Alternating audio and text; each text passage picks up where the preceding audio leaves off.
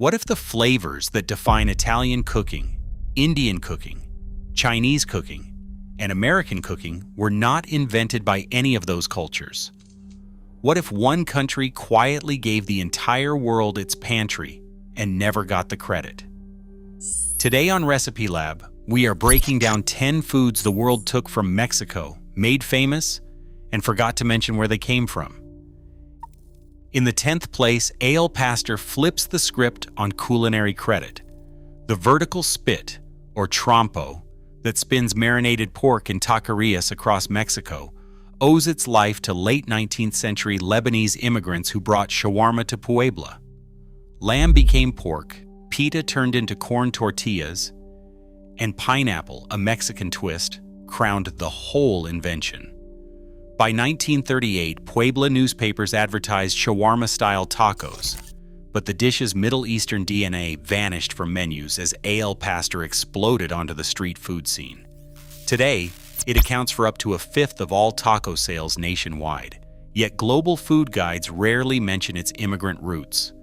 The world eats al pastor, but the story of Lebanese rotisserie and Mexican reinvention is mostly left off the plate. Number 9. Nachos trace their birth to a single night in 1943 when Ignacio "Nacho" Anaya improvised a snack for hungry Americans at the Victory Club in Piedras Negras.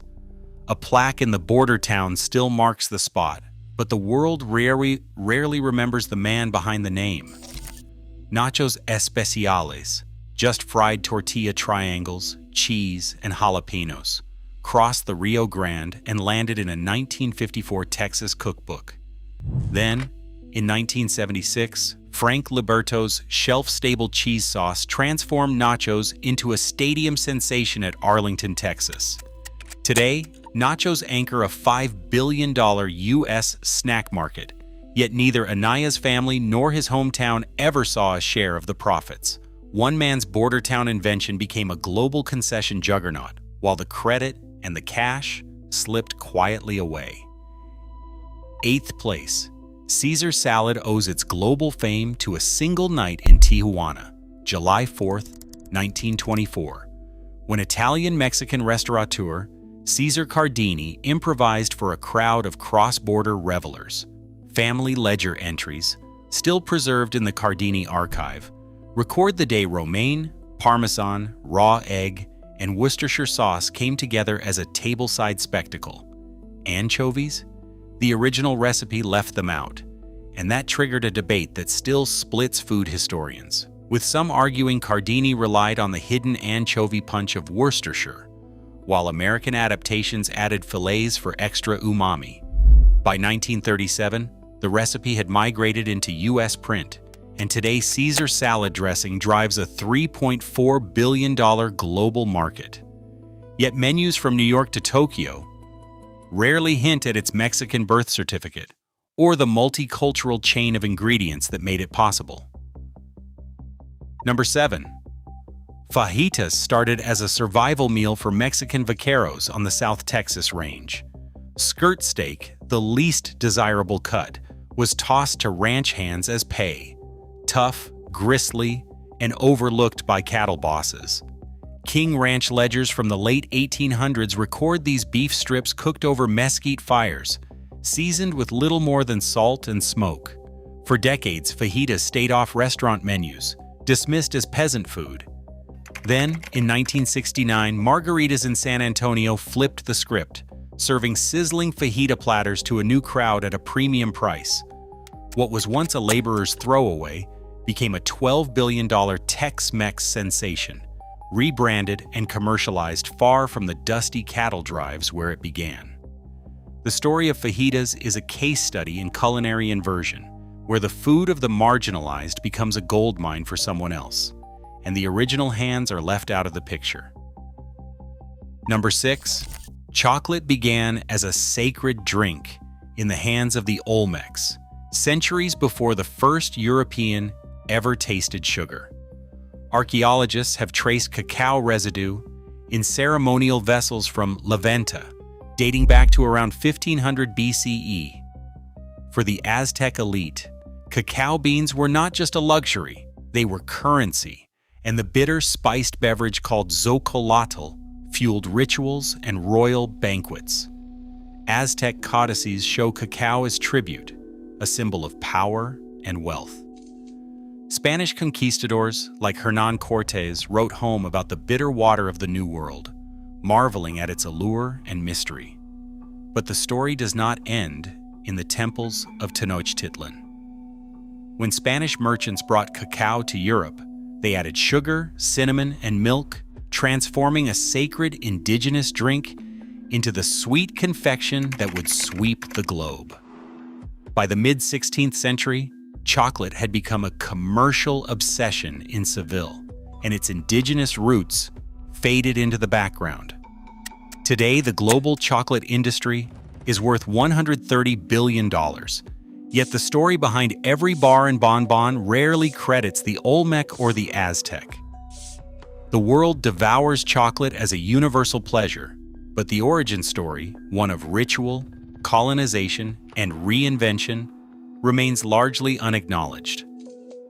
Chocolate's journey from sacred Mesoamerican elixir to mass-produced treat is a case study in how indigenous innovation gets repackaged, resold, and rebranded on a global scale, while the original creators are left out of the narrative.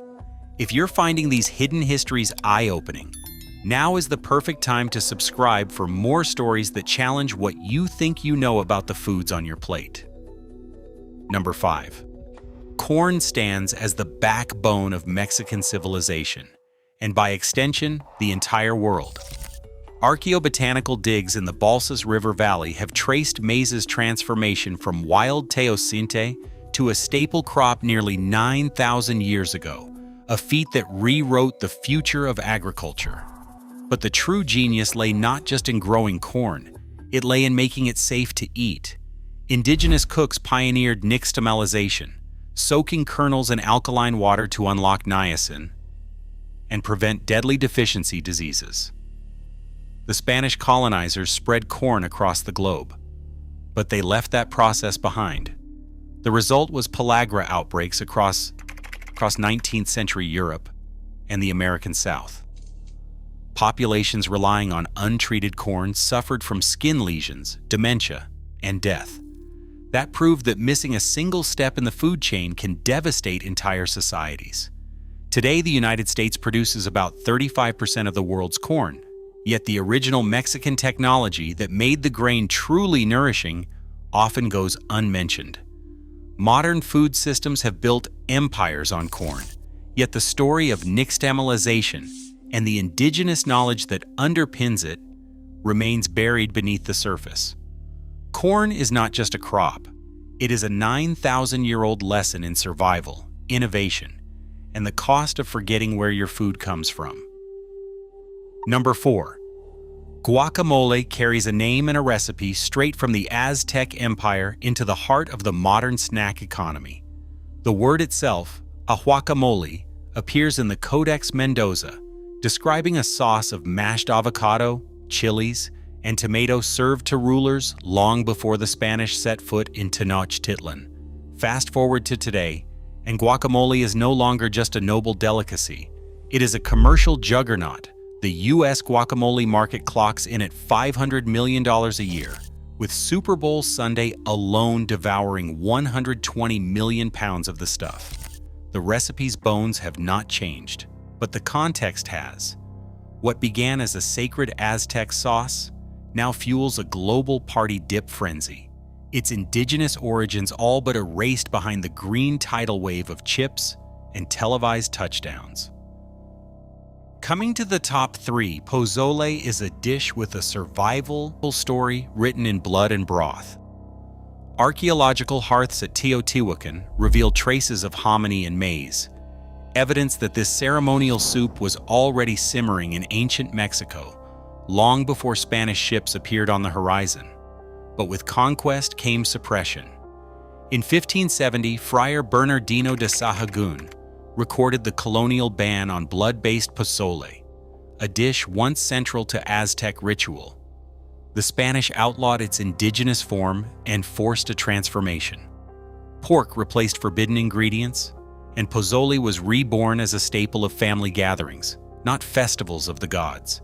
Today, Mexico's traditional soup market, driven in part by pozole, is worth $2.4 billion. Yet few consumers realize they are tasting the resilience of a dish that survived both prohibition and reinvention.